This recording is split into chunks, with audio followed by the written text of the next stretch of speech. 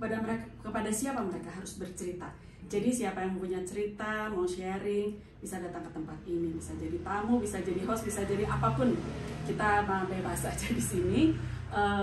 Tapi sebelumnya jangan lupa subscribe dulu YouTube channel kita di Tempat Bercerita BDG. Nah, jangan lupa juga nyalain loncengnya supaya dapat notif. Kita tayang setiap minggu 1 kali. Nah, komennya jangan lupa, lalu follow juga IG kita Di tempatbercerita.bdg. bisa DM kalau ada pengen tanya sesuatu atau kita mau ngobrol tentang sesuatu. Juga WA ke nomor 081320350001. Oh ya, hebat, hafal semua. Nah, kali ini kita ada tamu spesial di tayangan kali ini. Aduh, motor itu ribut sekali, tapi biar aja. Ada tayangan spesial dengan tamu-tamu yang spesial yang belum pernah ada ya kita ya, dengan keistimewaan yang kita juga baru bertemu dan saya agak amazed gitu ya dengan mereka. Jangan kemana-mana, di Tempat Bercerita BDG. Kita jumpa di Tempat Bercerita BDG tentunya dengan tamu yang kami tadi sudah ceritakan yang belum pernah ada keistimewaannya datang ke tempat ini. Kita kenalan dulu ya, siapa mereka dan profesinya apa yang mereka lakukan dalam kehidupan sehari-hari. Yang ujung silahkan. Ya, halo, perkenalkan, nama saya Ali. Sekarang saya kesibukan sih kadang ngedesain. Oh ya. Kadang main. Main mah jangan kadang, harus sering. Harus ya. Kadang juga jadi freelance juru bahasa isyarat. Juru bahasa isyarat itu profesi yang apa ya, menarik banget gitu. Yang saya ingin belajar tadinya, tapi setelah ngobrol-ngobrol bertahun-tahun tuh jadi. Ya silahkan, sebelahnya Mas Ali. Perkenalkan, nama DADI, panggilan saya Dadi, dan saya berkegiatannya penelitian bahasa isyarat, mengajarkan bahasa isyarat. Keren ya, keren ya. Oh teman-teman, di sini ada JBI-nya. Jadi Mbak Okti yang sempat datang ke Tempat Bercerita beberapa waktu lalu, yang menceritakan tentang apa yang kami bicarakan ke Mas Dadi. Neng, kamu mau tanya apa dulu? Silahkan. Saya bilang JBI itu juru bahasa isyarat. Nanti takutnya JBI apa nih ya gitu. Ya, JBI itu juru bahasa isyarat. Saya juga baru tahu loh bahwa di dunia ini ada profesi yang sekhusus itu gitu, yang tidak semua orang sanggup ya sebetulnya, termasuk saya. Saya ke Kang Ali dulu deh. Kang Ali, kan Kang Ali tadi bercerita tentang profesi ini itu gitu. Nah, lalu kenapa Kang Ali memutuskan untuk mempelajari bahasa isyarat? Dulu sih awalnya karena sempat nyari kesibukan sebelum tugas akhir. Tugas akhir di kampus. Apa? Kalau boleh tahu jurusannya? Dulu di jurusan sejarah. Oh, jadi berbeda jauh ya dengan profesi sekarang ya? Lumayan nggak ada hubungannya. Itu bukan lumayan, banyak banget. Lalu? Ya dulu di jurusan tuh kan lagi bingung-bingung ini, kayak pengen nyari kegiatan gitu. Terus pengen nyari yang di luar kampus karena bosan lah di kampus terus gitu. Nyari di luar kampus, kebetulan waktu itu ada open volunteer, ada acara Bandung Ramah Disabilitas waktu itu di 2018 atau 19, saya lupa waktu itu. Di situ ikut dan ngambil khususnya yang volunteer ke bahasa isyarat. Karena di situ udah mulai tertarik juga dulu di Instagram, kayak wah apa nih bahasa isyarat gitu, cukup menarik juga gitu. Terus dari situ sering-sering ketemu juga sama teman tuli, kalau ada workshop sering-sering ikutan. Jadi sebetulnya ini terjadi atas ketidaksengajaan ya awalnya? Bisa dibilang ya. Jadi mencari kesibukan ya tadinya ya. Dulu kan sebelum COVID itu di Bandung kan cukup lumayan banyak ya kalau nyari komunitas. Kalau kita mau komunitas apa ada. Terus kayak nyari-nyari yang belum banyak orang ikut nih gitu. Wah kebetulan nemu itu ada. Alasannya hanya karena belum banyak orang ikut atau memang ada ketertarikan gitu? Kepingin juga ya gitu atau gimana? Lebih ke awalnya nyari apa? mengisi kekosongan waktu sih waktu itu. Kan bisa belajar memasak. Masak iya sih. Maksudnya bukan belajar itu gitu lah maksud saya. Ada ketertarikan, cuman waktu itu baru pernah ngeliat satu video isyarat aja gitu, terus wah kayaknya seru nih belajar bahasa isyarat. Kebetulan ada jalannya di acara itu, jadi ya lanjut. Oh gitu. Nah setelah nyemplung tuh ke situ, ternyata susah. Sebenarnya kayak kita belajar bahasa yang lain, kalau emang jarang dipakai pasti banyak yang lupa gitu. Apalagi ini kan gerakan gitu. Kalau bahasa lain kan mungkin kayak bahasa Inggris, kita pasti sering lah dengan nonton film atau dengerin musik, baca, itu kan cukup membantu. Kalau ini sih lebih spesifik sih ya. Yang saya rasain harus sering-sering ketemu sih, buat ngelatih gitu, biar terbiasa juga ngobrolnya gitu. Jadi waktu itu Kang Ali ini belajar tentang bahasa isyarat ini melewati yang jalur yang formal atau yang learning by doing atau yang bagaimana? Awalnya dari volunteeran dulu, terus dilatih? Bukan volunteeran, sebelumnya dari workshop dulu. Jadi tiap ada acara tentang bahasa isyarat, ikut daftar gitu. Terus mungkin teman tulinya juga notice, kok ini orang ikut mulu gitu, ini siapa nih? Kemudian diajakin kayak, oh bantuin kita buat acara organisasi kita yuk gitu. Di situ sering-sering ketemu gitu. Jadi sebetulnya untuk menjadi seorang juru bahasa isyarat itu ada pendidikan formalnya kah? Untuk saat ini sih belum. Oh, jadi para juru bahasa isyarat yang ada di Indonesia tidak bersertifikat atau bagaimana? Kalau sekarang sih kan ada mulai membentuk asosiasi juru bahasa isyaratnya. Mungkin itu prosesnya sih. Jadi sekolahnya mah nggak ada ya? Sekolah secara formal sih belum, masih.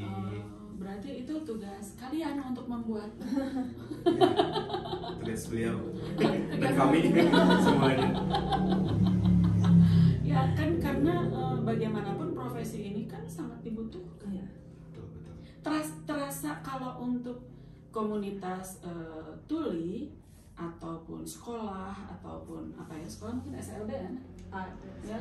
Nah, terasanya gimana? Profesi ini masih kekurangan atau cukup?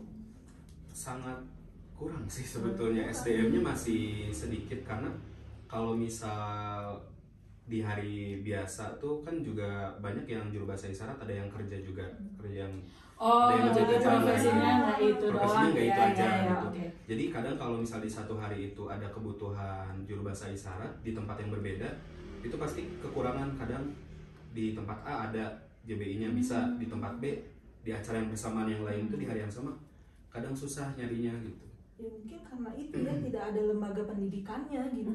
Jadi istilahnya nggak ada di tahun tertentu akan mengeluarkan lulusan sekian banyak. Sekian banyak fisioterapi untuk anak-anak saya, anak-anak Down syndrome itu kan juga memang masih kurang. Tapi kan dari tiap lembaga, tahun ini lulus nih 40. Dan dari yang itu minimal ada yang ditunggu, ada tambahan, ada tambahan gitu. Setiap tahunnya pasti ada tambahan. Berarti tugas kalian berat. Sok. Nah kalau di SLB gimana nih? Kalau di SLB ya memang guru-gurunya juga pasti belajar bahasa isyarat. Tapi tidak secara khusus. Tidak secara khusus. Dan apakah guru-guru SLB itu bisa nggak menjadi juru bahasa isyarat? Belum tentu juga ya? Belum tentu juga. Kalau mereka nggak belajar ya enggak lah. Jadi mereka bahasa isyaratnya bukan apa yang waktu itu sempat Okti bilang bahasa isyarat Indonesia. Gitu ya? Iya. Bahasa isyarat Indonesia. Betul. Di sini. Ya. Yang di SLB mah belum tentu itu gitu ya. Belum tentu itu, mungkin ya bahasa ada bahasa sehari-hari mungkin ya. Slang. Kalau mungkin tentang Bisindo dan variasi isyarat lain, Kang Dadi lebih expert lah ini di bidangnya. Kamu nggak mau ditanya ya? Takutnya kan ada yang lebih tahu, jadi Oke. Ya kita potong sebentar, nanti kita kembali sebentar lagi. Kita jumpa di tempat bercerita BDG, tentunya dengan tamu yang kami tadi sudah ceritakan yang belum pernah ada keistimewaannya datang ke tempat ini. Kita kenalan dulu ya, siapa mereka dan profesinya apa yang mereka lakukan dalam kehidupan sehari-hari. Yang ujung silakan. Ya, halo, perkenalkan nama saya Ali. Sekarang saya kesibukan sih kadang ngedesain, Oh ya. kadang main. Main mah jangan kadang, harus sering. Harus ya. Kadang juga jadi freelance juru bahasa isyarat. Juru bahasa isyarat itu profesi yang apa ya, menarik banget gitu. Yang saya ingin belajar tadinya, tapi setelah ngobrol-ngobrol bertahun-tahun terjadi. Ya silahkan sebelahnya Mas Ali. Perkenalkan, nama DADI, panggilan saya Dadi, dan saya berkegiatannya penelitian bahasa isyarat, mengajarkan bahasa isyarat. Keren ya, keren ya. Oh teman-teman, di sini ada JBI-nya. Jadi Mbak Okti yang sempat datang ke tempat bercerita beberapa waktu lalu, yang menceritakan tentang apa yang kami bicarakan ke Mas Dadi. Neng, kamu mau tanya apa dulu? Silahkan. Saya bilang JBI itu juru bahasa isyarat. Nanti takutnya JBI apa nih ya gitu. Ya, JBI itu juru bahasa isyarat. Saya juga baru tahu loh bahwa di dunia ini ada profesi yang sekhusus itu gitu. Yang tidak semua orang sanggup ya sebetulnya, termasuk saya. Saya ke Kang Ali dulu deh. Kang Ali, kan Kang Ali tadi bercerita tentang profesi ini itu gitu. Nah, lalu kenapa Kang Ali memutuskan untuk mempelajari bahasa isyarat?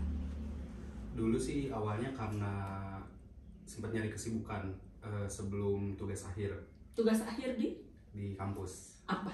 Kalau boleh tahu jurusannya? Dulu di jurusan sejarah. Oh, jadi berbeda jauh ya dengan Enggak. profesi sekarang ya? Lumayan nggak ada hubungannya. Iya, itu bukan lumayan banget. Lalu? Ya dulu di jurusan tuh kan lagi bingung-bingung ini kayak pengen nyari kegiatan gitu. Terus pengen nyari yang di luar kampus karena bosan lah di kampus terus gitu. Nyari di luar kampus, kebetulan waktu itu ada open volunteer, ada acara Bandung Ramah Disabilitas waktu itu di 2018 atau 19 saya lupa waktu itu. Di situ ikut dan ngambil khususnya yang volunteer ke bahasa isyarat. Karena di situ udah mulai tertarik juga dulu di Instagram kayak wah apa nih bahasa isyarat gitu. Cukup menarik juga gitu. Terus dari situ sering-sering ketemu juga sama teman tuli, kalau ada workshop sering-sering ikutan. Jadi sebetulnya ini terjadi atas ketidaksengajaan ya awalnya. Bisa dibilang ya. Jadi mencari kesibukan ya tadinya ya. Dulu kan sebelum Covid itu di Bandung kan cukup lumayan banyak ya kalau nyari komunitas. Kalau kita mau komunitas apa ada. Terus kayak nyari-nyari yang belum banyak orang ikut nih gitu. Wah kebetulan nemu itu ada. Alasannya hanya karena belum banyak orang ikut atau memang ada ketertarikan gitu, kepingin juga ya gitu atau gimana? Lebih ke awalnya nyari mengisi kekosongan waktu sih waktu itu. Kan bisa belajar memasak. Masak iya sih. Maksudnya bukan belajar itu gitu lah maksud saya. Ada ketertarikan, cuman waktu itu baru pernah ngeliat satu video isyarat aja gitu, terus wah kayaknya seru nih belajar bahasa isyarat. Kebetulan ada jalannya di acara itu, jadi ya lanjut. Gitu. Nah, setelah nyemplung tuh ke situ, ternyata susah. Sebenarnya kayak kita belajar bahasa yang lain, kalau emang jarang dipakai pasti banyak yang lupa gitu. Apalagi ini kan gerakan gitu. Kalau bahasa lain kan mungkin kayak bahasa Inggris, kita pasti sering lah dengan nonton film atau dengerin musik, baca, itu kan cukup membantu. Kalau ini sih lebih spesifik sih ya. Yang saya rasain harus sering-sering ketemu sih, buat ngelatih gitu, biar terbiasa juga ngobrolnya gitu. Jadi waktu itu Kang Ali ini belajar tentang bahasa isyarat ini melewati yang jalur yang formal atau yang learning by doing atau yang bagaimana? Awalnya dari volunteeran dulu, terus dilatih? Bukan volunteeran, sebelumnya dari workshop dulu. Jadi tiap ada acara tentang bahasa isyarat, ikut daftar gitu. Terus mungkin teman tulinya juga notice, kok ini orang ikut mulu gitu, ini siapa nih? Kemudian diajakin kayak bantuin kita buat acara organisasi kita yuk gitu. Di situ sering-sering ketemu gitu. Jadi sebetulnya untuk menjadi seorang juru bahasa isyarat itu ada pendidikan formalnya kah? Untuk saat ini sih belum. Oh, jadi para juru bahasa isyarat yang ada di Indonesia tidak bersertifikat atau bagaimana? Kalau sekarang sih kan ada mulai membentuk asosiasi juru bahasa isyaratnya. Mungkin itu prosesnya sih. Jadi sekolahnya mah nggak ada ya? Sekolah secara formal sih belum, masih. Berarti itu tugas kalian untuk membuat. Ya, tugas beliau dan kami semuanya.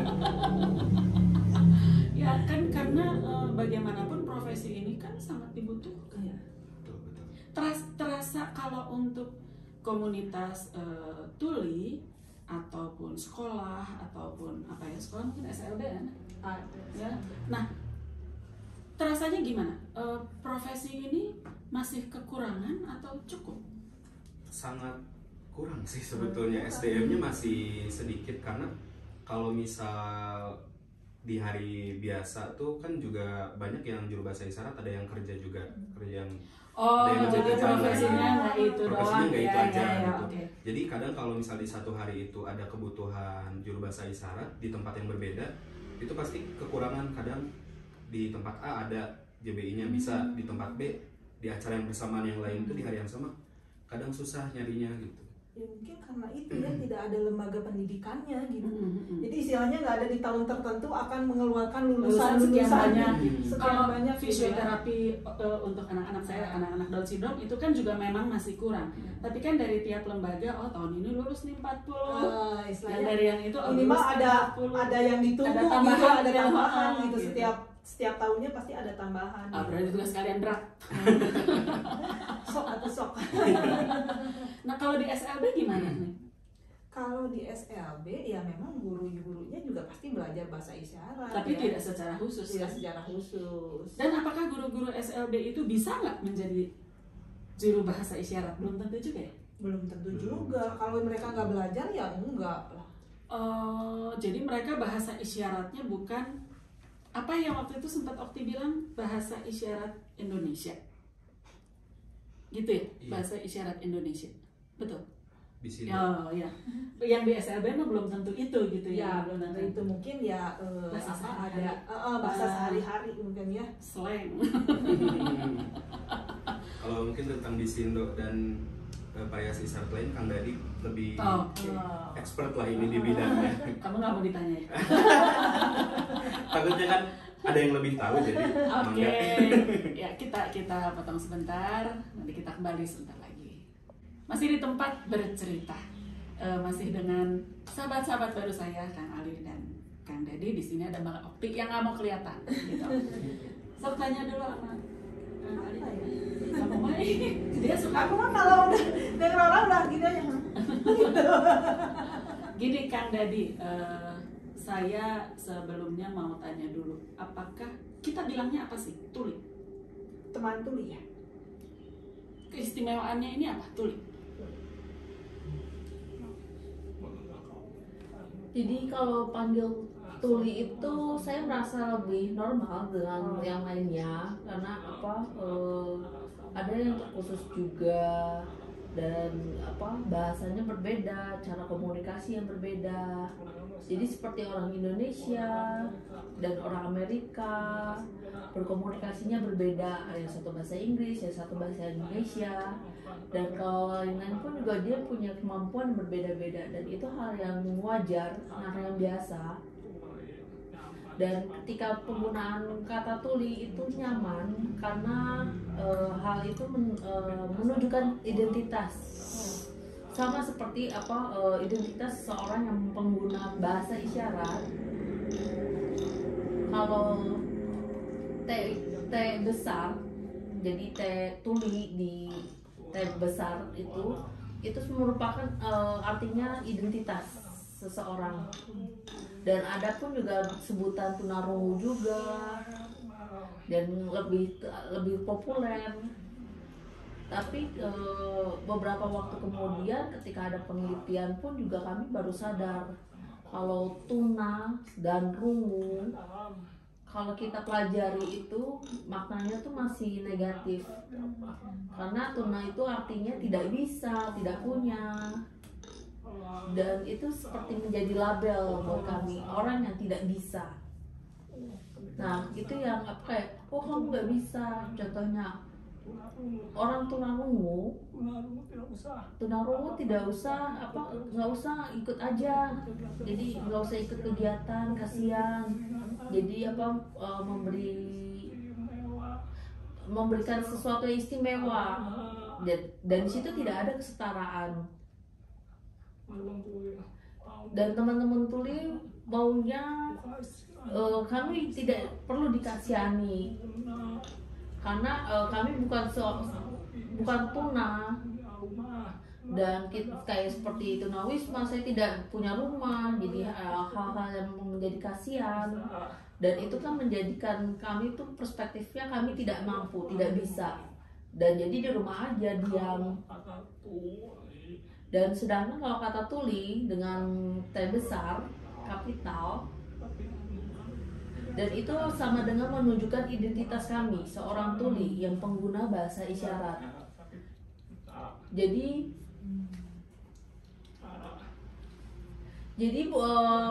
cara kami mendengarkan itu bukan dengan telinga, tapi dengan penglihatan, dengan visual. Jadi kami bisa juga mendengar dengan mata. Jadi seperti lomba atau kegiatan yang lain, kami pun juga bisa, tuli bisa. Hanya membutuhkan akses dalam bahasa.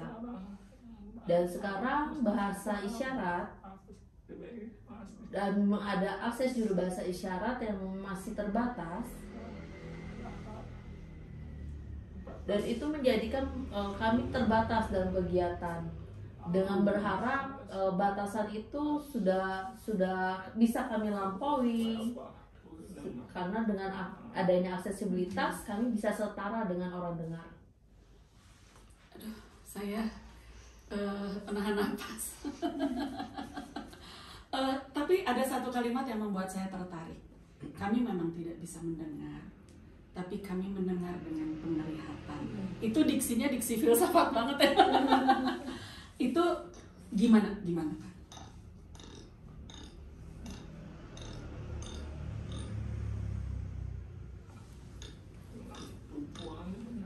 Jadi dengan mendengar itu pasti punya tujuan kan, untuk mendapatkan informasi. Jadi kita mendengar dan mendapatkan informasi dari apa yang kita dengar. Nah, untuk dari informasi yang kami pahami, untuk mendapatkan ilmu yang kami dapatkan, itu tidak hanya dengan telinga saja, mendengar saja, tapi kami juga bisa mendapatkan ilmu itu dari melihat. Jadi walaupun kami tidak bisa mendengar, kami bisa memahami informasi itu dalam visual. Jadi ilmu itu dapat kita pahami dengan apa yang kita lihat, apa yang kita pahami. Oh, dengan bahasa isyarat itu kami bisa memahami ilmu apa yang diberikan. Jadi bukan fokus kepada pendengaran saja. Jadi dengan penglihatan pun kami juga bisa mendapatkan informasi. Dan intinya yang paling penting, bagaimana informasi itu bisa tersampaikan kepada kami. Jadi bukan berarti karena harus bisa mendengar, jadi ada harus bisa dan harus bagus, enggak seperti itu. Saya mau tanya kembali ke Mas. Enggak, ini bukan mengorek-ngorek ya, tapi saya ingin tahu, cuma pasti sahabat-sahabat tempat bercerita juga ingin tahu. Kang Dadi mengalami ini sejak usia berapa? Sebetulnya saya tuli dari lahir tidak. Saya tidak lahir. Jadi pas lagi saya lahir, bayi saya dengar. Di umur 12 tahun saya mengalami istilahnya kehilangan pendengaran. Jadi tiba-tiba, jadi tidak perlahan, tapi langsung tiba-tiba saya mengalami kehilangan pendengaran.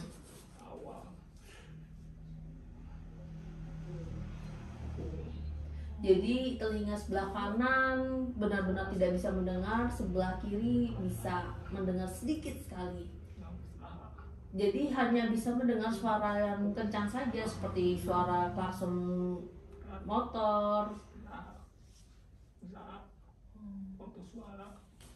Jadi kalau untuk suara kentungan, suara-suara keras lainnya bisa seperti kalau suara botol di itu, tapi kalau kata-kata percakapan itu saya tidak bisa mendengar Sampai sekarang?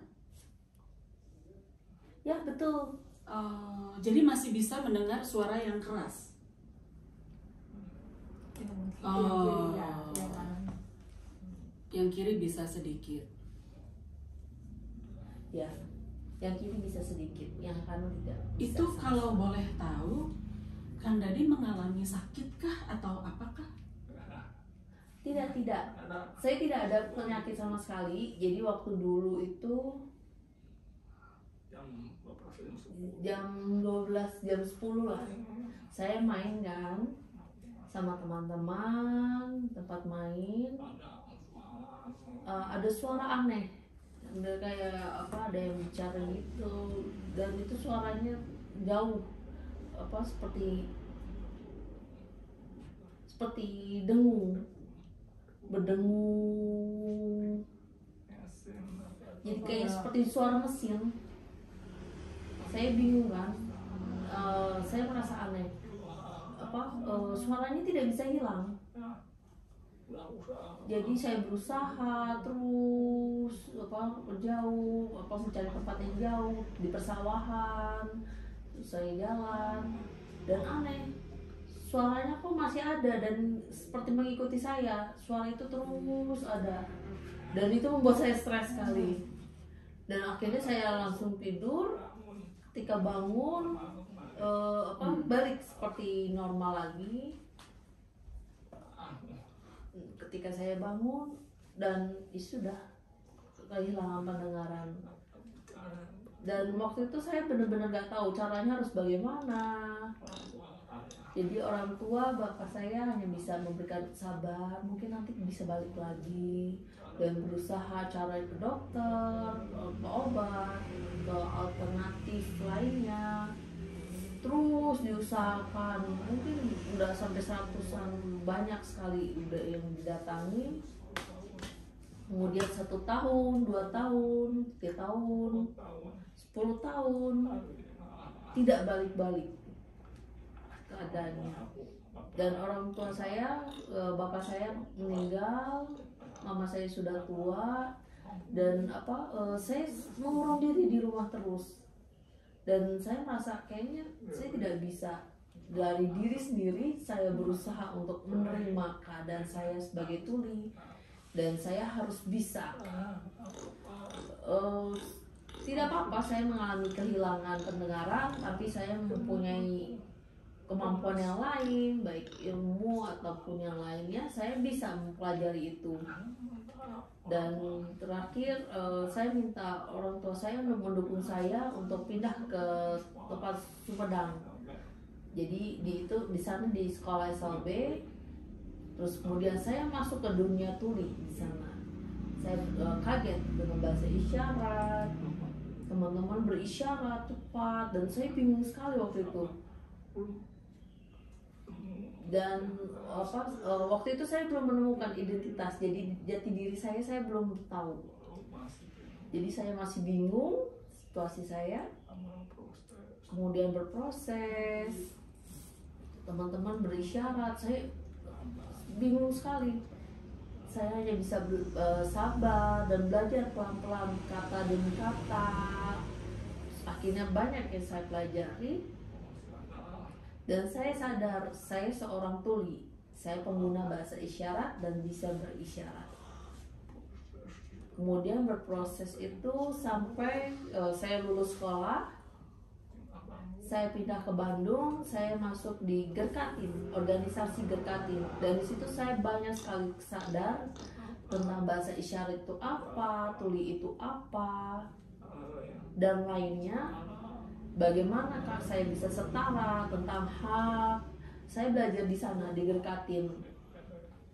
Dan ketua DPD ngajak saya untuk masuk menjadi pengurus di sana, dan di sana saya aktif dan benar-benar sangat terbuka sekali saya dari yang awam, dan saya betul-betul bisa menerima dari hambatan yang saya hadapi, dan saya pun juga bisa mengajar juga. Berarti mengajar juga ya, mengajar bahasa isyarat berarti ya? Ya betul, saya mengajar bahasa isyarat. Saya juga melakukan riset penelitian bahasa isyarat.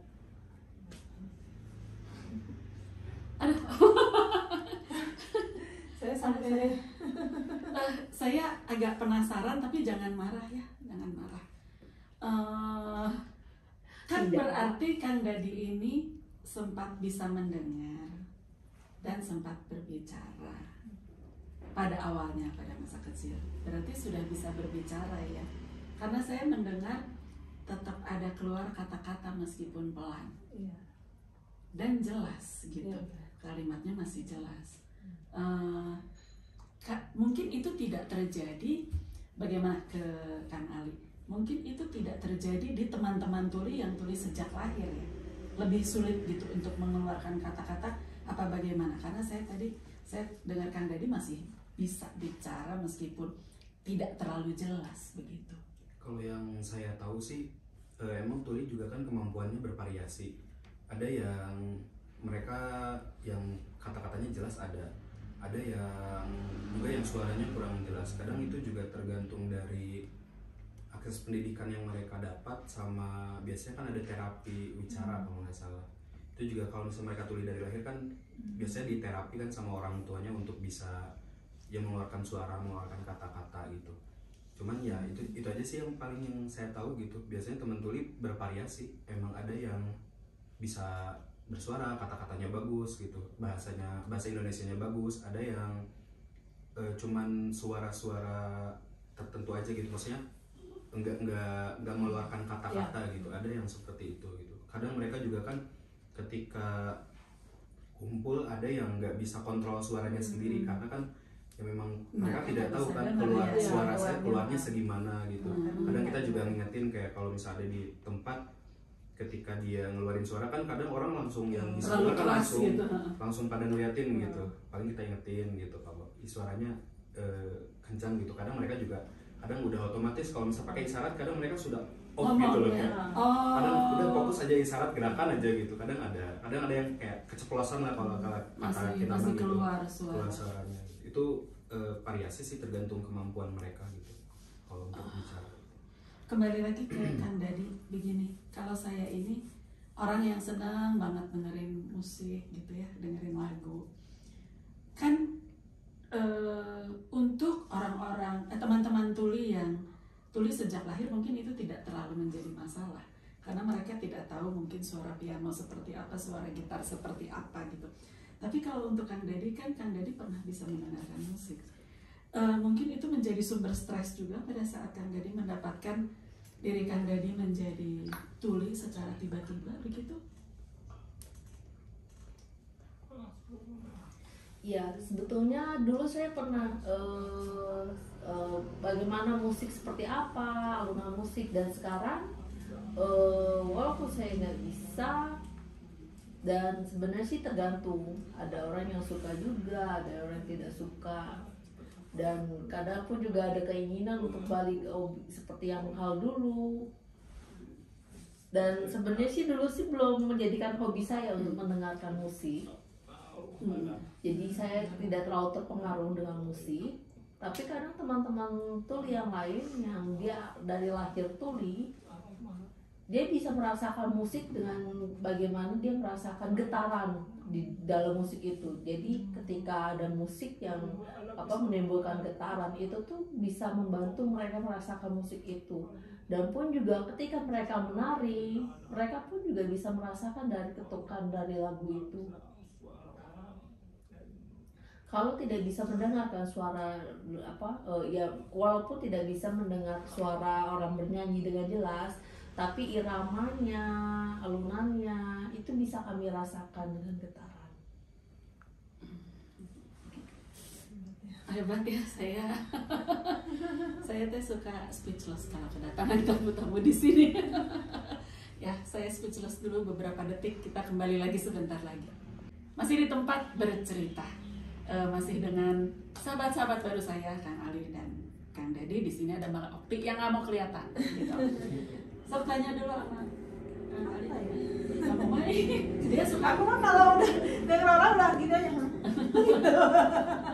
Gini Kang Dedi, saya sebelumnya mau tanya dulu, apakah kita bilangnya apa sih? Tuli. Teman tuli ya. Keistimewaannya ini apa? Tuli. Jadi kalau panggil tuli itu saya merasa lebih normal dengan yang lainnya karena ada yang terkhusus juga dan bahasanya berbeda, cara komunikasi yang berbeda. Jadi seperti orang Indonesia dan orang Amerika berkomunikasinya berbeda, ada yang satu bahasa Inggris, yang satu bahasa Indonesia, dan kalau lain-lain pun juga dia punya kemampuan berbeda-beda dan itu hal yang wajar, hal yang biasa. Dan ketika penggunaan kata tuli itu nyaman karena hal itu menunjukkan identitas, sama seperti identitas seseorang yang pengguna bahasa isyarat. Kalau T besar, jadi T tuli di T besar itu merupakan artinya identitas seseorang. Dan ada pun juga sebutan tunarungu juga dan lebih populer. Tapi beberapa waktu kemudian ketika ada penelitian pun juga kami baru sadar kalau tuna dan rungu kalau kita pelajari itu maknanya tuh masih negatif. Karena tuna itu artinya tidak bisa, tidak punya. Dan itu seperti menjadi label buat kami, orang yang tidak bisa. Nah itu yang kayak, oh kamu nggak bisa. Contohnya orang tunarungu tidak usah nggak usah ikut aja, jadi nggak usah ikut kegiatan, kasihan. Jadi memberikan sesuatu yang istimewa, dan di situ tidak ada kesetaraan. Dan teman-teman tuli maunya kami tidak perlu dikasihani karena kami bukan tuna, dan kayak seperti tunawisma, saya tidak punya rumah, jadi hal-hal yang menjadi kasihan. Dan itu kan menjadikan kami tuh perspektifnya kami tidak mampu, tidak bisa, dan jadi di rumah aja diam. Dan sedangkan kalau kata tuli dengan T besar, kapital, dan itu sama dengan menunjukkan identitas kami, seorang tuli yang pengguna bahasa isyarat. Jadi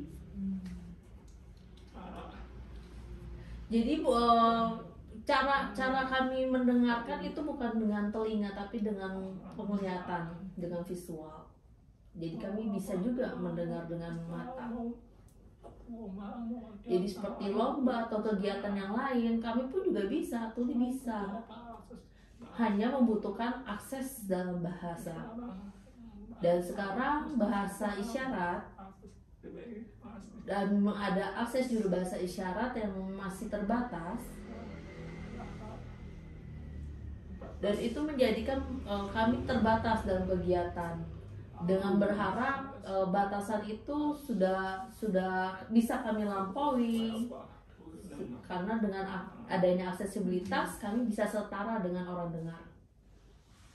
Aduh, saya menahan nafas. Tapi ada satu kalimat yang membuat saya tertarik. Kami memang tidak bisa mendengar, tapi kami mendengar dengan penglihatan. Itu diksinya diksi filsafat banget ya. Itu gimana Pak?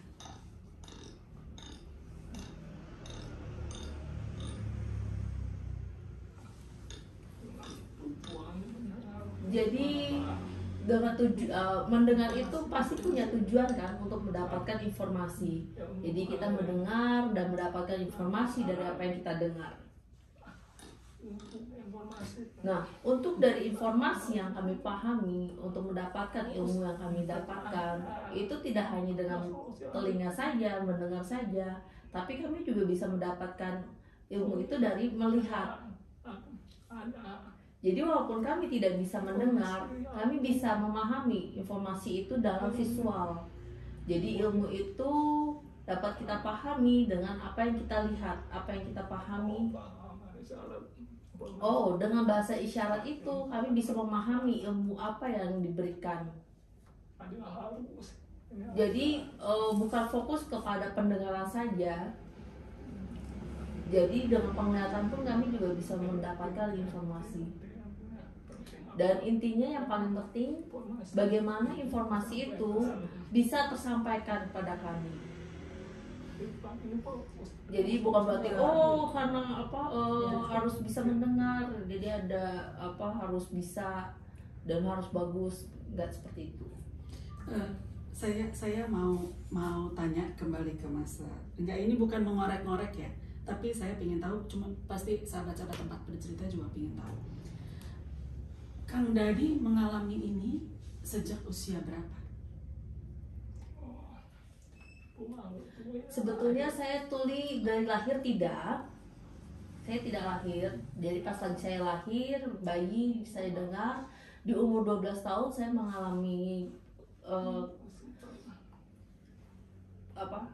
istilahnya kehilangan pendengaran. Jadi tiba-tiba, jadi tidak perlahan, tapi langsung tiba-tiba saya mengalami kehilangan pendengaran.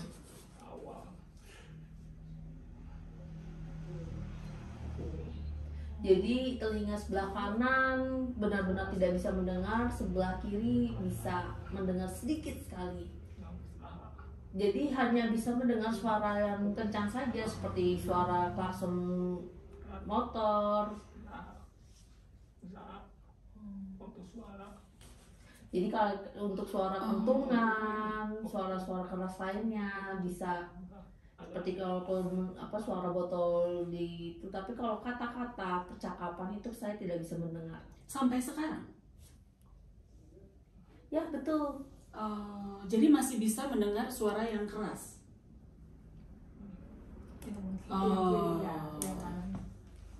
Yang kiri bisa sedikit. Ya, yang kiri bisa sedikit, yang kanan tidak. Itu kalau boleh tahu, Kang Dadi mengalami sakitkah atau apakah? Tidak. Saya tidak ada penyakit sama sekali. Jadi waktu dulu itu jam 12, jam 10 lah, saya main kan sama teman-teman tempat main. Ada suara aneh, ada kayak ada yang bicara gitu, dan itu suaranya jauh, seperti dengung, berdengung. Jadi kayak seperti suara mesin. Saya bingung kan, saya merasa aneh, suaranya tidak bisa hilang. Jadi saya berusaha terus jauh, mencari tempat yang jauh di persawahan. Terus saya jalan dan aneh, suaranya kok masih ada dan seperti mengikuti saya. Suara itu terus ada dan itu membuat saya stres sekali. Dan akhirnya saya langsung tidur. Ketika bangun, balik seperti normal lagi. Ketika saya bangun dan sudah kehilangan pendengaran. Dan waktu itu saya benar-benar gak tahu caranya harus bagaimana. Jadi orang tua, bapak saya hanya bisa memberikan sabar, mungkin nanti bisa balik lagi, dan berusaha cari ke dokter, ke obat, ke alternatif lainnya. Terus diusahakan, mungkin udah sampai 100-an, banyak sekali udah yang didatangi. Kemudian 1 tahun, 2 tahun, 3 tahun, 10 tahun, tidak balik-balik keadaannya. Dan orang tua saya, bapak saya meninggal, mama saya sudah tua, dan saya mengurung diri di rumah terus, dan saya merasa kayaknya saya tidak bisa. Dari diri sendiri saya berusaha untuk menerima keadaan saya sebagai tuli, dan saya harus bisa. Tidak apa-apa saya mengalami kehilangan pendengaran, tapi saya mempunyai kemampuan yang lain, baik ilmu ataupun yang lainnya, saya bisa mempelajari itu. Dan terakhir saya minta orang tua saya untuk mendukung saya untuk pindah ke tempat Sumedang. Jadi di sana di sekolah SLB, terus kemudian saya masuk ke dunia tuli di sana. Saya kaget dengan bahasa isyarat, teman-teman berisyarat cepat, dan saya bingung sekali waktu itu. Dan waktu itu saya belum menemukan identitas, jadi jati diri saya belum tahu. Jadi saya masih bingung situasi saya, kemudian berproses, teman-teman berisyarat, saya bingung sekali. Saya hanya bisa sabar dan belajar pelan-pelan kata demi kata. Akhirnya banyak yang saya pelajari, dan saya sadar saya seorang tuli. Saya pengguna bahasa isyarat dan bisa berisyarat. Kemudian berproses itu sampai saya lulus sekolah. Saya pindah ke Bandung, saya masuk di Gerkatin, organisasi Gerkatin, dan di situ saya banyak sekali sadar tentang bahasa isyarat itu apa, tuli itu apa, dan lainnya. Bagaimana saya bisa setara tentang hak. Saya belajar di sana di Gerkatin, dan ketua DPD mengajak saya untuk masuk menjadi pengurus di sana, dan di sana saya aktif.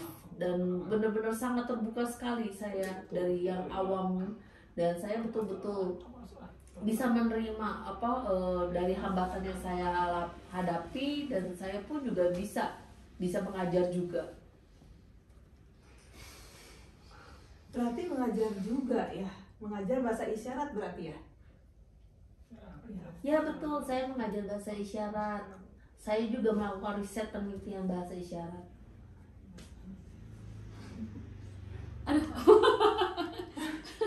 Saya sampai saya agak penasaran, tapi jangan marah ya, jangan marah.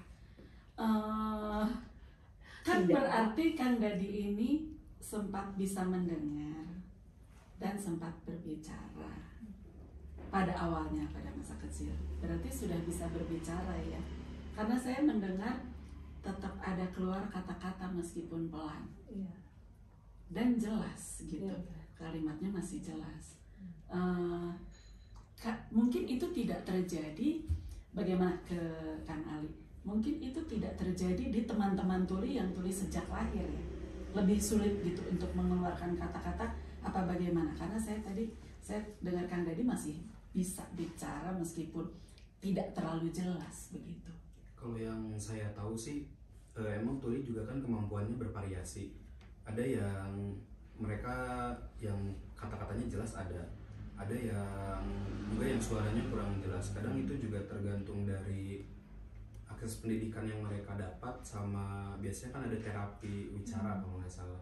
Itu juga kalau misalnya mereka tuli dari lahir kan biasanya diterapi kan sama orang tuanya untuk bisa ya mengeluarkan suara, mengeluarkan kata-kata gitu.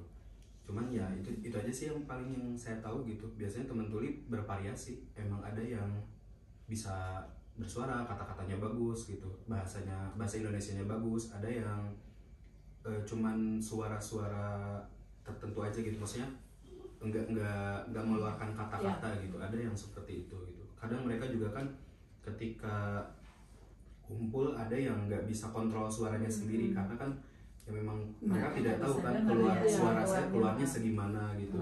Kadang kita juga ngingetin kayak kalau misalnya ada di tempat, ketika dia ngeluarin suara kan kadang orang langsung yang bisa kan langsung pada ngeliatin gitu. Paling kita ingetin gitu kalau suaranya kencang gitu. Kadang mereka juga kadang udah otomatis kalau misalnya pakai isyarat, kadang mereka sudah gitu loh ya. Kadang udah fokus aja isyarat, gerakan aja gitu. Kadang ada yang kayak keceplosan lah kalau kata kita masih gitu, keluar suaranya. Itu variasi sih tergantung kemampuan mereka gitu kalau untuk bicara. kembali lagi ke Kang Dadi begini, kalau saya ini orang yang senang banget dengerin musik gitu ya, dengerin lagu kan. Untuk orang-orang teman-teman tuli yang tuli sejak lahir mungkin itu tidak terlalu menjadi masalah karena mereka tidak tahu mungkin suara piano seperti apa, suara gitar seperti apa gitu. Tapi kalau untuk Kang Dadi kan, Kang Dadi pernah bisa mendengarkan musik. Mungkin itu menjadi sumber stres juga pada saat Kang Dadi mendapatkan diri Kang Dadi menjadi tuli secara tiba-tiba begitu.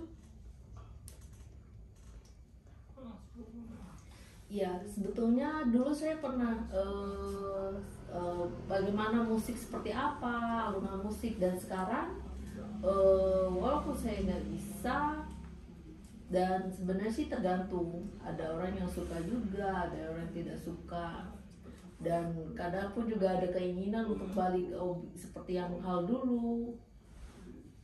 Dan sebenarnya sih dulu sih belum menjadikan hobi saya untuk mendengarkan musik. Jadi saya tidak terlalu terpengaruh dengan musik, tapi kadang teman-teman tuli yang lain yang dia dari lahir tuli, dia bisa merasakan musik dengan bagaimana dia merasakan getaran di dalam musik itu. Jadi ketika ada musik yang menimbulkan getaran itu tuh bisa membantu mereka merasakan musik itu. Dan pun juga ketika mereka menari, mereka pun juga bisa merasakan dari ketukan dari lagu itu. Kalau tidak bisa mendengarkan suara ya walaupun tidak bisa mendengar suara orang bernyanyi dengan jelas, tapi iramanya, alunannya itu bisa kami rasakan dengan getaran. Hebat ya saya teh suka speechless kalau kedatangan tamu-tamu di sini. Ya, saya speechless dulu beberapa detik, kita kembali lagi sebentar lagi. Masih di tempat bercerita BDG, masih dengan Kang Dadi dan Kang Ali. Saya pingin tahu lagi nih Kang Dadi ya, setelah Kang Dadi mengalami ketulian, lalu pindah sekolah, mungkin ke sekolah yang khusus ya, di mana bahasa isyarat diajarkan di situ untuk membantu Kang Dadi berkomunikasi. Lalu selanjutnya pendidikan apa yang Kang Dadi tempuh?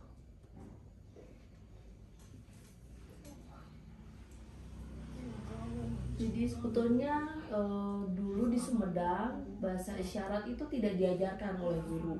Jadi anak-anak lain jadi teman-teman yang mengajarkan saya dalam pergaulan. Jadi ketika bergaulan itu saya diajarkan bahasa alami. Jadi bukan di dalam kelas dan khusus belajar bahasa isyarat, tidak. Jadi benar-benar langsung seperti bayi lahir dari nol diajarkan, dan di situ benar-benar saya belajarnya secara alami. Nah, ketika lulus kemudian saya pindah sempat sih saya kuliah sampai semester 8. Tapi ya itu karena aksesnya sulit. Terus juga ada masalah ekonomi juga. Dulu kuliah Terus apa? akhirnya ya sudah. Dulu kuliah apa? IT. Oh. Jadi program di pemrograman. Dulu ya saya sangat terhambat, apalagi pas lagi praktek itu sering saya mengalami miskomunikasi. Dan kadang walaupun saya sudah mempelajari PPT, tapi masih kurang jelas seperti apa prakteknya, bagaimana, dan sering error juga. Itu yang hambatan dialami. Jadi sebetulnya memang akses untuk teman-teman tuli ini masih kurang ya. Maksudnya kalau saya dengar bisa mengalami mungkin lebih mendekati nol. Misalnya Kang Dadi mengalami kejadian harus berhenti kuliah, oke kita singkirkan dulu faktor ekonomi lah ya, karena banyak miskomunikasi, banyak hal-hal yang tidak mengerti karena tidak ada bantuan untuk tidak ada akses lah ya, tidak ada support system untuk teman-teman tuli, kan itu sangat disayangkan ya. Padahal belum tentu mereka ini tidak mampu atau maaf bodoh gitu kan. belum tentu mereka memang tidak bisa mencapai sesuatu karena aksesnya nggak ada gitu loh. Ya, bukan mereka tidak mampu. Apakah semakin kesini keadaan semakin baik untuk akses teman-teman tuli apapun, untuk apapun, apakah semakin baik dibanding waktu yang lalu? Yang pertama sebenarnya sih dari dasarnya dulu, seperti di pendidikan di dalam rumah. Orang tua itu harusnya bisa menyadari bagaimana mempunyai anak tuli itu bukan berarti ya dia sama seperti orang dengar, tapi dia punya kemampuan di visualnya yang baik. Kalaupun kami terapi bicara, oke, bagus, tapi jangan pernah melupakan bahasa utama, bahasa yang paling penting, yaitu bahasa ibu. Dan itu bahasa dasar yang bagaimana dimulai mengawali komunikasi yang berkelanjutan. Karena dengan visual dan bahasa isyarat, anak-anak pun bisa memahami macam-macam hal. Kalau bahasa ibu, kalau bahasa ibunya teman tuli, bahasa isyarat. Dan kalau mungkin yang untuk teman-teman dengar, bahasa ibunya yaitu bahasa Indonesia. Terus kemudian belajar bahasa Inggris atau bahasa yang lain. Sebenarnya itu bisa dipelajari, tapi yang paling utama yaitu bahasa ibu itu dulu yang harus dipenuhi. Nah, sekarang situasinya bahasa ibu tuh masih sangat terhambat. Anak-anak masih sering miskomunikasi sama orang tuanya. Dan dulu latar belakang pendidikan bahasa pun juga sangat kurang. Dan rata-rata masih berfokus pada mereka bisa mengucapkan dengan benar. Dan padahal bahasa utamanya mereka jadi tertinggal. Ketika umur sekolah, guru pun juga sering mengalami miskomunikasi, salah sambung. Jadi seperti pembelajaran yang kurang dipahami.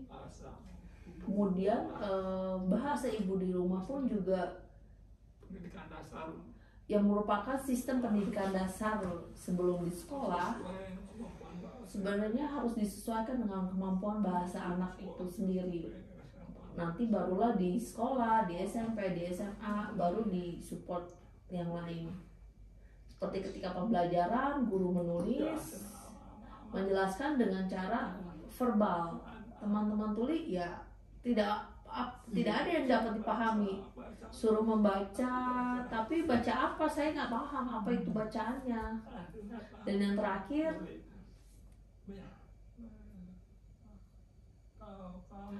teman tuli mengandalkan kemampuan keterampilan saja. Jadi seperti desain grafis, fotografi, perbengkelan, hal-hal yang lain. Dan bagaimana kalau dengan sekolah khusus seperti kalau pendidikan keterampilan, bagaimana dengan kemampuan bahasanya dan yang lain-lainnya, itu menjadi hal yang sangat sedikit sekali. Karena di sekolah itu lebih banyak praktek. Dan ketika ingin melanjutkan kuliah itu menjadi sangat terhambat sekali. Karena ya itu dari sebelumnya itu tuh banyak hal-hal yang terlewatkan atau tidak didapatkan, sehingga ya kesulitan dalam perkuliahan. Jadi teman-teman tuli masih sedikit yang masuk universitas. Jadi ya masih baru beberapa persen saja.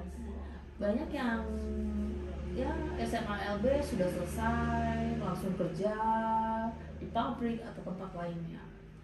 Jadi begini. Jadi ya itu sih untuk perkembangannya. Jadi begini, teman-teman tuli bersekolah di SMP dan SMA luar biasa, betul? Ya. Nah, mereka tidak ada SMP atau SMA umum yang bisa menerima mereka, begitu? Ada sebagian, Dan Jadi ya tidak banyak juga sih yang menerima tuli. tapi tidak diberikan juru bahasa isyarat. Tidak ada. Itulah yang menjadi hambatan besar ya. Jadi pas lagi di Universitas Bandung pun juga jadi ada UIN di Jogja, kemudian Universitas Brawijaya. Di sana sudah ada akses dalam ULD atau PSLD. Ya di sana dia memberikan akses untuk mahasiswa tuli di sana. Di sana sudah bagus sih, cuma memang kalau di Bandung ya gitu. Jadi apa yang dilakukan kalau mereka ternyata mampu? Kan saya dengar dari Kang Dadi tadi begini, mereka hanya dikembangkan masalah keterampilannya ya, seperti bengkel atau apa tadi. Apa jadinya teman-teman tuli yang sebetulnya bisa melakukan lebih, misalnya menjadi arsitek, menjadi financial consultant atau apa? Kan kita tahu sebetulnya mereka juga mempunyai intelektualitas yang sama dengan orang-orang lain, tapi tidak diberikan kesempatan untuk melanjutkan kuliah karena aksesnya tidak ada gitu ya. Kan sangat amat disayangkan begitu ya.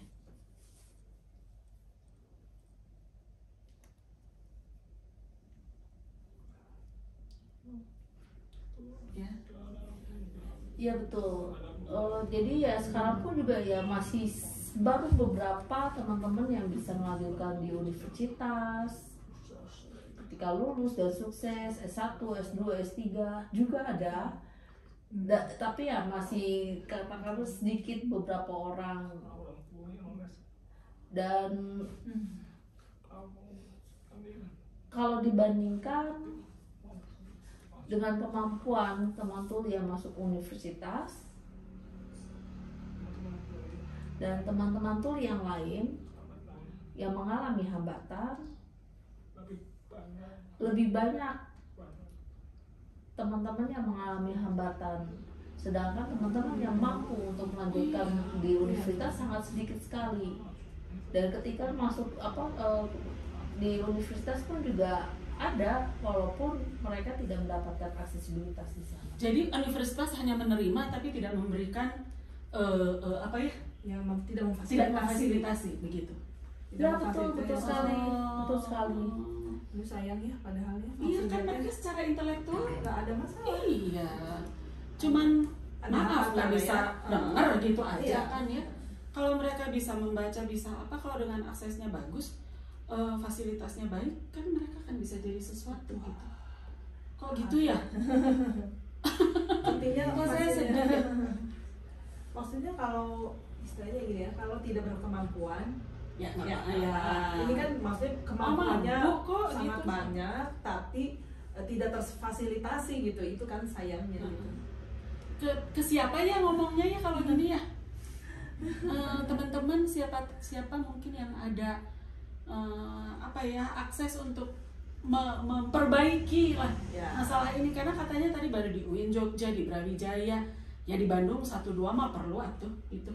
Ya, karena teman tuli di sini juga tidak sedikit. Kira-kira jumlahnya ada berapa kalau Kang Ali? Jumlah teman tuli yang terdata gitu di Bandung? Berapa ya? Banyak sih sebenarnya, banyak. Ya, belum tahu pastinya berapa. Digekatin sih ada untuk datanya. Ya kalau mungkin bisa ribuan sih teman tuli yang dibangun. Ya, kan bisa dilihat dari kebutuhan JBI ya. Iya. Semakin banyak kan berarti JBI yang harus. diperlukannya banyak gitu. Aduh, saya menyedihkan. Kita potong dulu deh, saya sedih dulu sebentar, nanti kembali lagi. Masih di tempat bercerita BDG, masih dengan Kang Dadi dan Kang Ali. Saya pingin tahu lagi nih Kang Dadi ya, setelah Kang Dadi mengalami ketulian, lalu pindah sekolah, mungkin ke sekolah yang khusus ya, di mana bahasa isyarat diajarkan di situ untuk membantu Kang Dadi berkomunikasi. Lalu selanjutnya pendidikan apa yang Kang Dadi tempuh?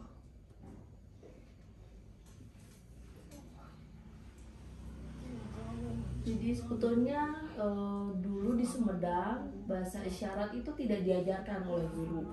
Jadi anak-anak lain jadi teman-teman yang mengajarkan saya dalam pergaulan. Jadi ketika bergaulan itu saya diajarkan bahasa alami. Jadi bukan di dalam kelas dan khusus belajar bahasa isyarat, tidak. Jadi benar-benar langsung seperti bayi lahir dari nol diajarkan, dan di situ benar-benar saya belajarnya secara alami. Nah, ketika lulus kemudian saya pindah saya kuliah sampai semester 8. Tapi ya itu karena aksesnya sulit. Terus juga ada masalah ekonomi juga.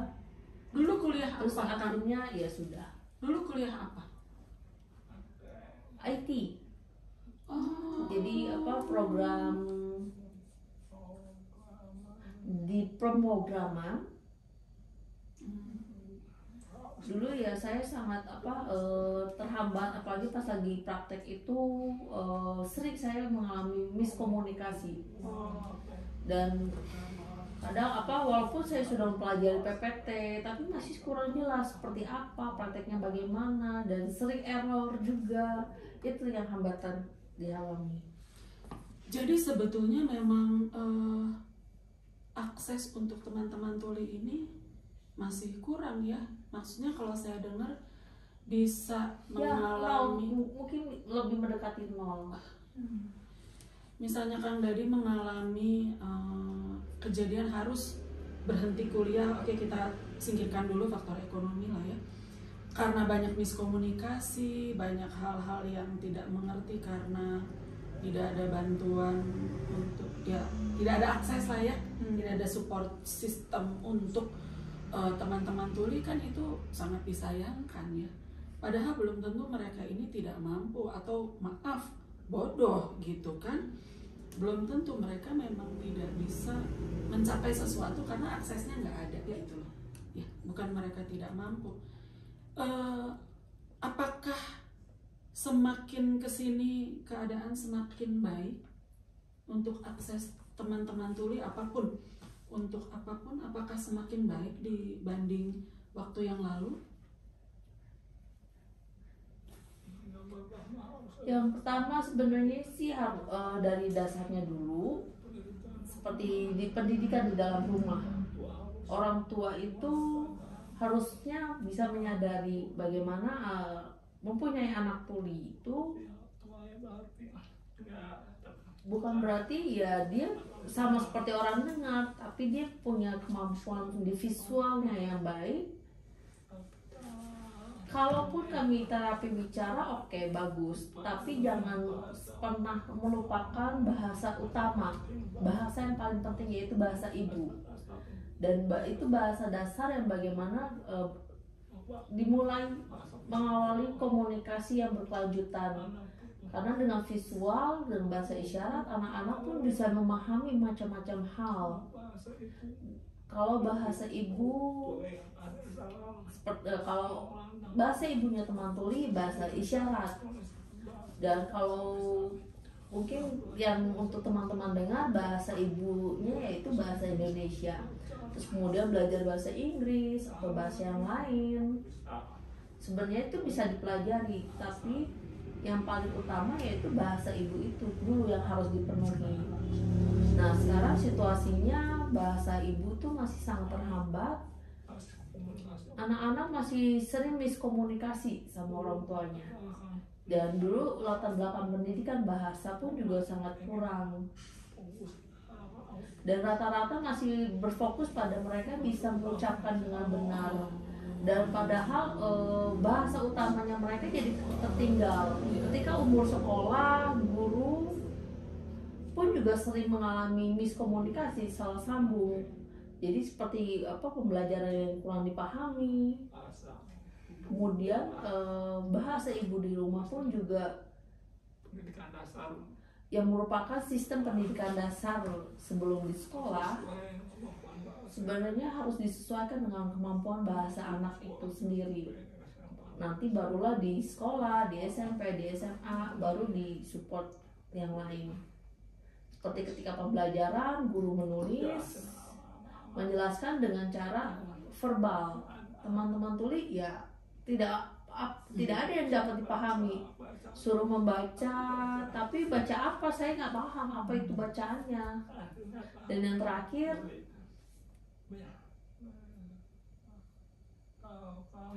teman tuli mengandalkan kemampuan keterampilan saja.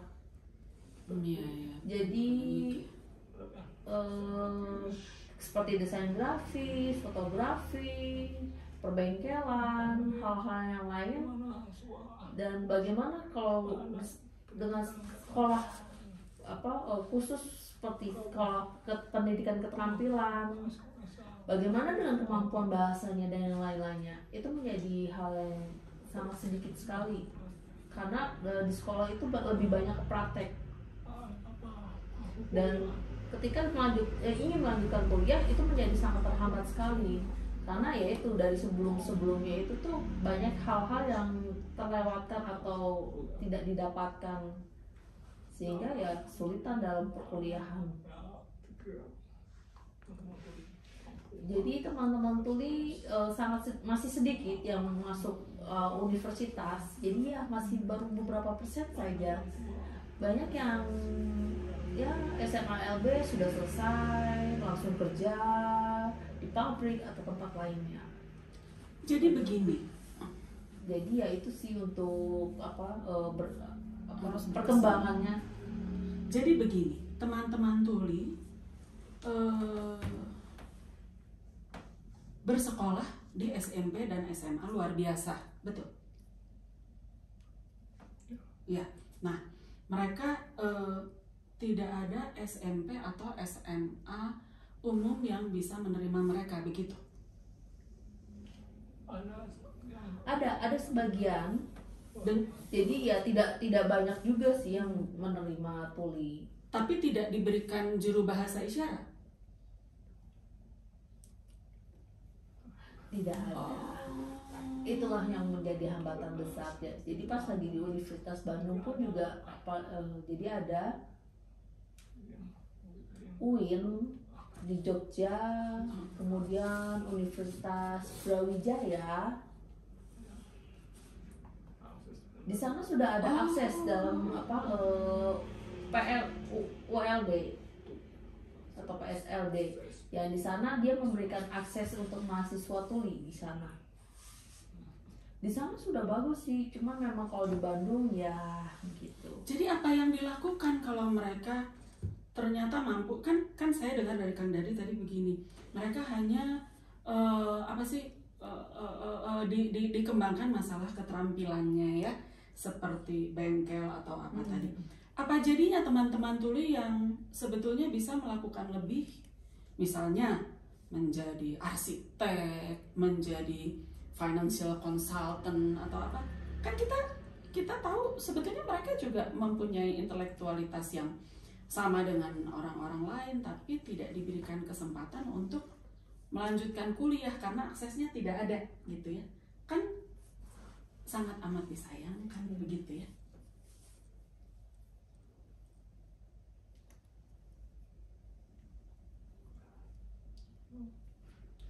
Ya.